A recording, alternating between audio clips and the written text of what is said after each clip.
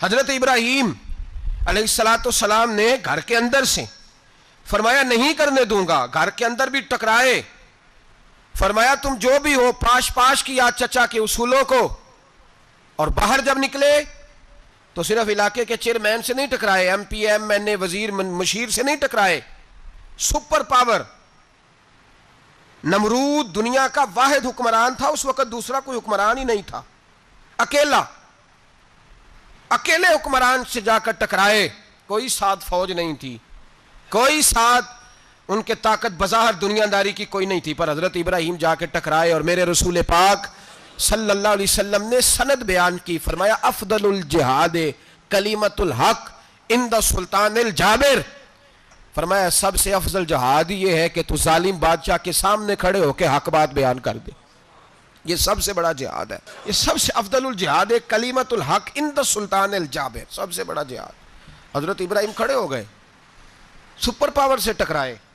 یہاں ہم لوگ حکمتوں کا شکار ہیں، دیکھیں گے، کریں گے، سوچیں گے، اور مولوی صاحب کو ویسے کہتے ہیں آپ پرہیز کریں سیاسی باتوں سے۔ بھئی اللہ کے ہر نبی نے جا کے وقت کے ظالم حکمران کو لتاڑا ہے، للکارا ہے، یہ تو مشن انبیاء ہے۔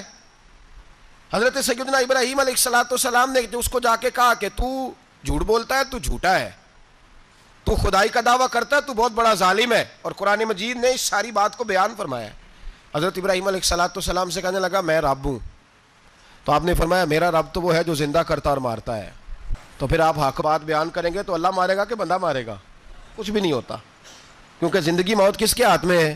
اللہ کے ہاتھ میں، زندگی موت اللہ، کچھ بھی نہیں ہوتا۔ انسان صحیح سمت کا تعین کرے اور صحیح چلے۔ حضرت علی شیر خدا سے کسی نے کہا تھا کہ آپ کے بڑی دشمنی ہے، کوئی محافظ رکھ لیں، آپ فرمانے لگے موت خود بہت بڑی محافظ ہے، وقت سے پہلے آتی ہی نہیں، بڑی محافظ ہے وقت سے پہلے۔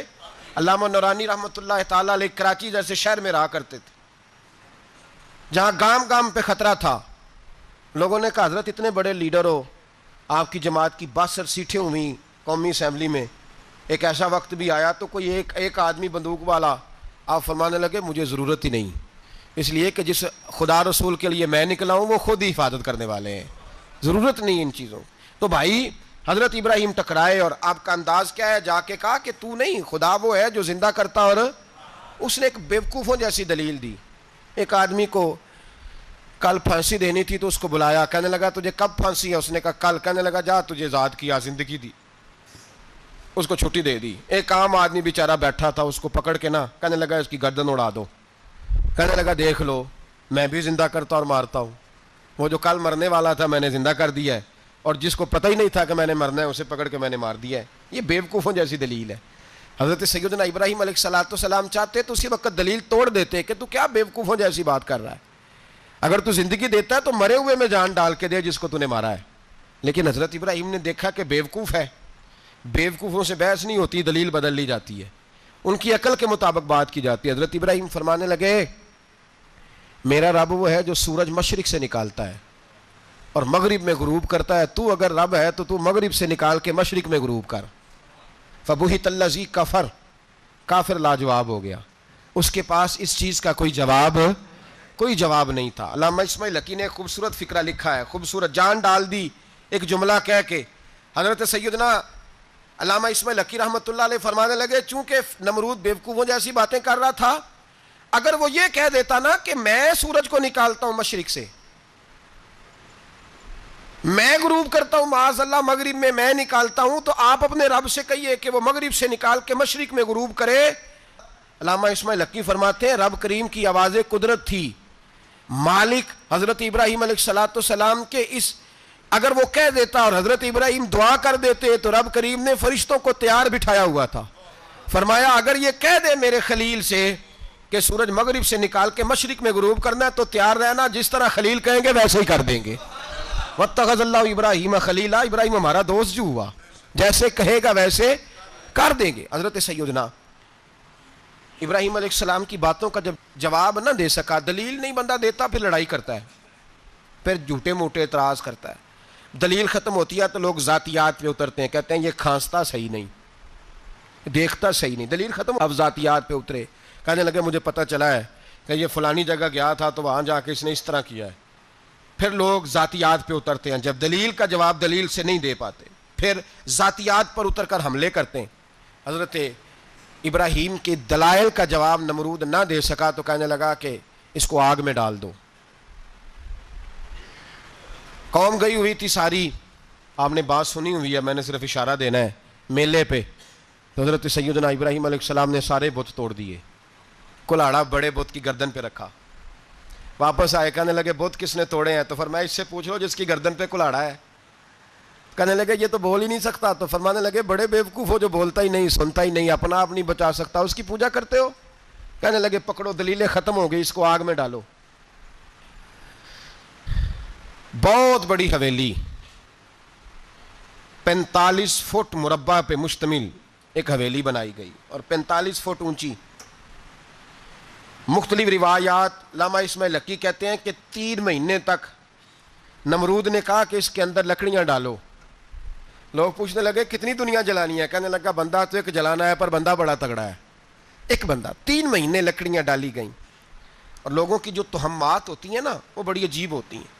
تہمات میں نے بڑی تفصیل سے رمضان المبارک میں گفتگو کی تھی، بدشگونی تہمات لوگ لیتے ہیں، اس وقت بھی لوگ تہمات کا شکار ہو گئے، عقیدہ بگڑ جاتا ہے تو وہ عجیب و غریب باتیں کرنے لگتا ہے، تہمات کا شکار ہو گئے۔ بیویاں نظر مانتی، میں بیمار ہوں اگر صحیح ہو گئی تو اتنے من لکڑی دوں گی حضرت ابراہیم کی آگ جلانے کے لیے۔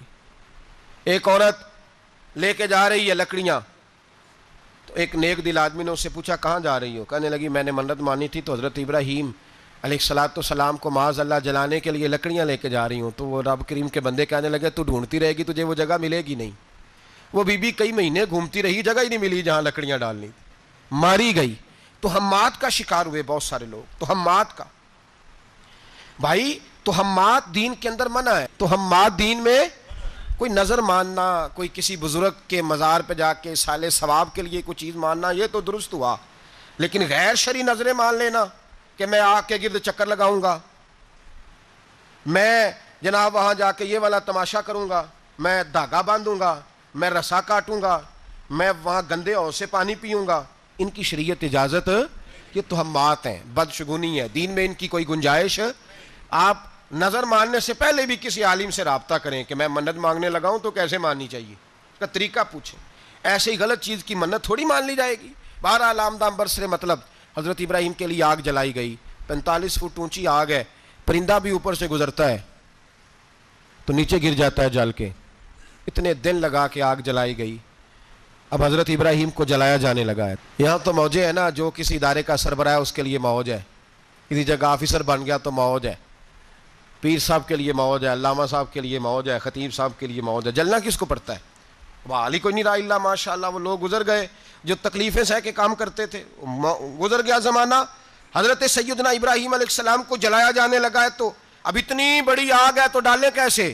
شیطان نے تجویز دی کہ منجنیق بناؤ، منجنیق، بڑے بڑے بانس باندھ کے ان کے نیچے رسا باندھو، وہ جس طرح جھولنے کے لیے جھولا بنایا جاتا ہے اس طرح ایک منجنیق پرانے زمانے میں اس میں پتھر رکھ کے پھینکے جاتے تھے دشمنوں پہ، وہ منجنیق بنائی گئی کہ دور سے حضرت ابراہیم کو پھینکیں گے، ہاتھ حضرت ابراہیم کے باندھ دیے، پاؤں مبارک باندھ دیے، پوری زمین پہ ایک نام لینے والا خدا کا، اور اس کو آج رسیوں میں جکڑا ہوا ہے۔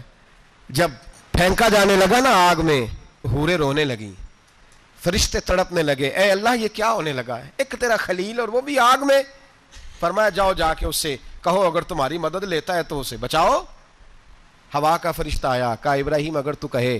او بھائی ان چیزوں کو کہانی سمجھ کے نہ سنا کریں، یہ داستان نہیں، یہ وہ طریقے ہیں جو ہمارے رسول نے ہمیں اپنانے کا حکم ارشاد فرمایا ہے، جو عقیدے، یہ وہ نظریات ہے جو ہمیں اوڑھنے کو کہا گیا، اپنے رب کریم کی رضا پہ راضی رہنے کے یہ وہ خوبصورت مواقع ہیں صوفیاء نے جن کو بنا کر سمجھا کر ہم تک پہنچایا ہے۔ یہ ہے اہل طریقت کی باتیں، وہ کہتے ہیں یار جس حال میں رکھے راضی رہنا ہے۔ حضرت ابراہیم علیہ السلام کو پھینکا جا رہا ہے، فرشتہ آیا، اے اللہ کے خلیل اگر حکم دو تو اتنی ہوا چلاؤں کہ نمرودی جل جائیں سارے، آگ ان پہ پھینک دی جائے۔ آپ نے فرمایا تو جا، تجھ سے مجھے کوئی کام نہیں۔ تھوڑی دیر کے بعد پانی کا فرشتہ آیا، کہا حضور اتنی بارش برساؤں گا کہ آگ بجھ جائے گی۔ فرمایا تو جا، تجھ سے کوئی کام نہیں۔ اب جب منجنیق میں رکھ دیے گئے، آگ میں جانے کا لمحہ ہے، تیاری ہے، حضرت جبریل امین حاضر خدمت ہوئے، کہا ابراہیم کوئی حاجت؟ فرمایا تجھ سے کوئی نہیں. کہا چلو مجھ سے نہیں تو رب کریم سے ہی بات کر لو, مجھے پتا ہے میں چھوٹا ہوں, آپ مجھ سے مدد کیوں لو گے, رب کریم سے ہی بات کر لیں. تو حضرت ابراہیم کہنے لگے جبریل یہ بتا, رب کو نہیں پتا اس کا خلیل کس حال میں ہے؟ اسے نہیں پتا میں کس حال میں ہوں, میرے ہاتھ بندھے ہیں پیر بندھے ہیں آگ میں, اسے نہیں پتا. بتایا تو اسے جاتا ہے جسے خبر نہ ہو, تو اگر اسے پتا ہے تو اگر وہ جلانے پہ راضی ہے تو میں بھی جلنے کو تیار ہوں, میں تیار ہوں. اسے کہو ٹھیک ہے. حضرت سیدنا ابراہیم علیہ السلام کو منجنیق میں ڈال کے جو پھینکا آگ میں, یا نارکونی بردم و سلاما علی ابراہیم, اللہ نے فرمایا اے آگ میرے ابراہیم پہ ٹھنڈی بھی ہو جا اور سلامتی والی بھی ہو جا. حضرت ابراہیم کو 2 فرشتوں نے بٹھا دیا زمین پہ, پھول کھلے ہیں, کونپلیں مہک رہی ہیں, کلیاں خوشبو دے رہی ہیں. حضرت ابراہیم نے سر سجدے میں رکھ دیا, سبحان اللہ والحمد للہ ولا الہ الا اللہ واللہ اکبر. حضرت ابراہیم اللہ کی تسبیح پڑھنے لگے, رب کریم کا شکر بجا لانے لگے.